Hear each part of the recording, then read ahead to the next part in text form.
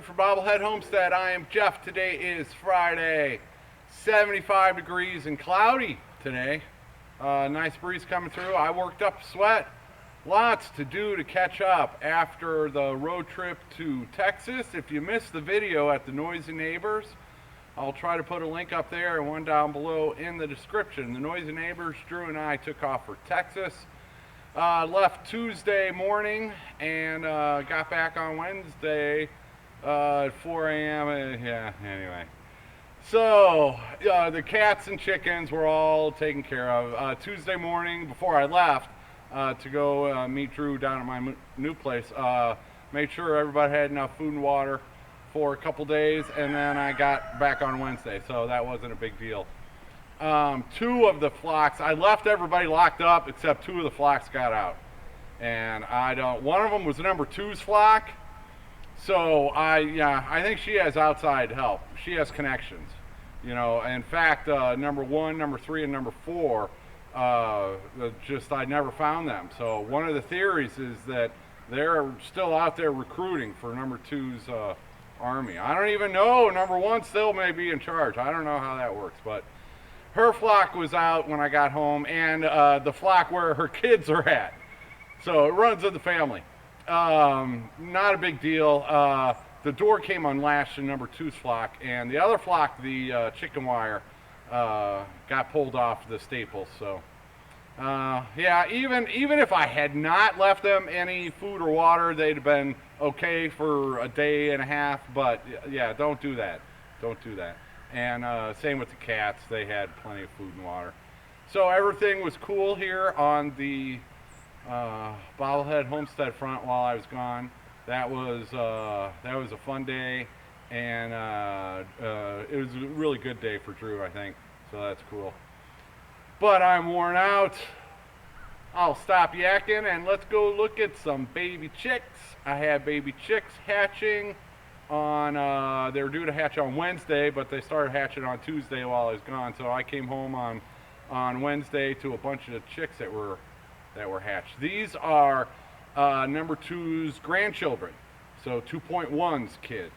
And I also put 4 eggs from number two in with this batch, but 2 of them didn't show any signs of development when I was candling them. But 2 of them did show signs of development. And so they both started to pip, and one of them didn't make it. The other one is kind of iffy. I helped that one get out of the shell, which yeah, I just did that. And so we'll see. It was almost 2 days late that I finally anyway. So but 15 of number two's grandkids, and now I got to get ready to put them in their own little brooder.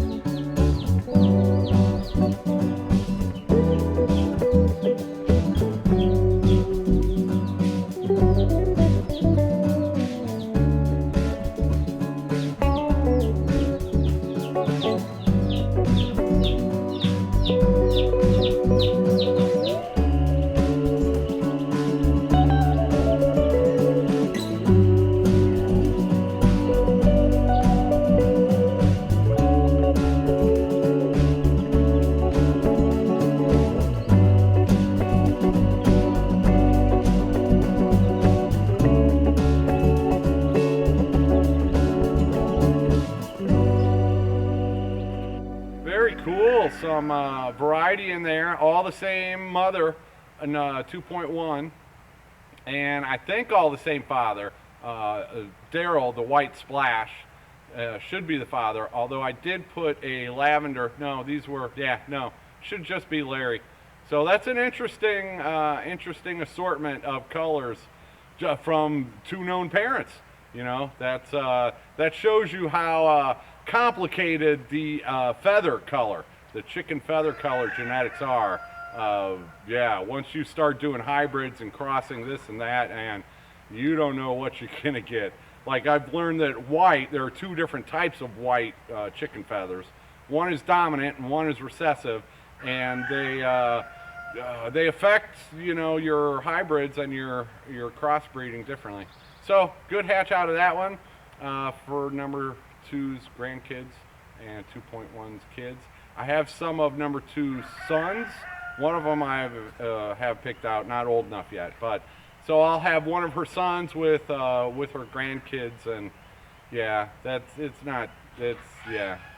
okay. Brother, sister, typically not okay. People do it all the time though. You just get a wider genetic explosion when you do brother to sister, so you can get some really bad traits when you do that. So people try to avoid it, and I definitely avoid it. All right, what else can I tell you? I don't know, man. Oh yeah, I had to move a couple batches of chicks outside, so I did that today too.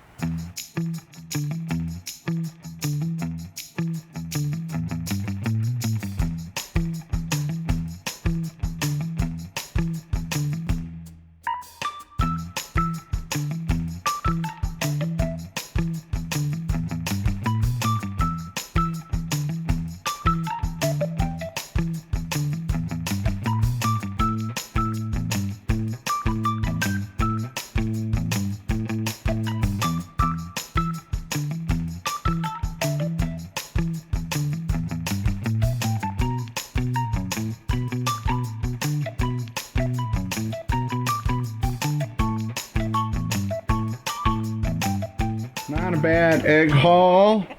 Each row is a different flock.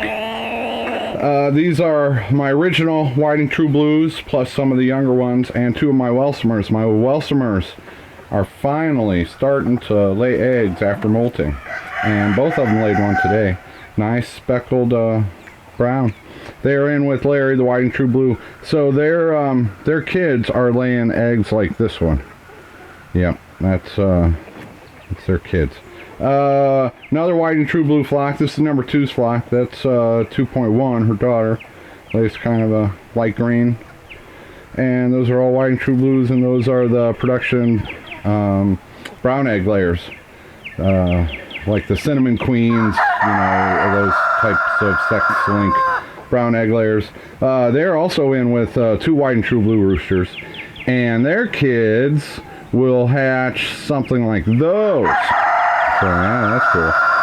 This is Wild Berry's flock. These are back crosses. So a hen that laid this shade of an egg, and then I bred it back to blue for a reason, to try to get 2 blue egg genes. And so the kids were a lighter shade of green. And but yeah, so that's cool.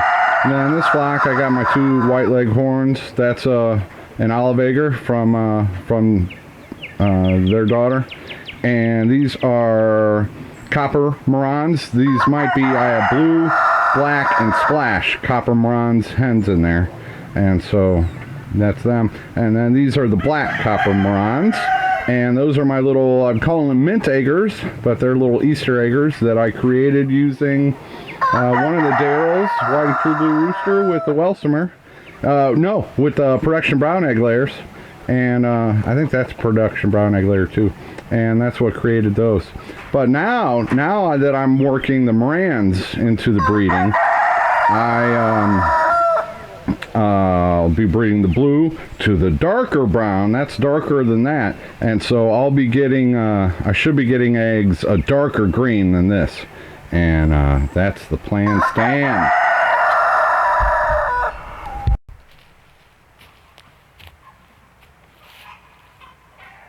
Yep, the chicken shuffling continues. I am still worn out, catching up. A lot of, chicken operation projects I got going on. But now that those are outside and I got number two's grandkids put in their own brooder, I think we are caught up. So maybe I can take it easy tomorrow, or maybe there'll be a surprise tomorrow. Thanks for watching. I'm going to go take a nap. Take her easy, everybody.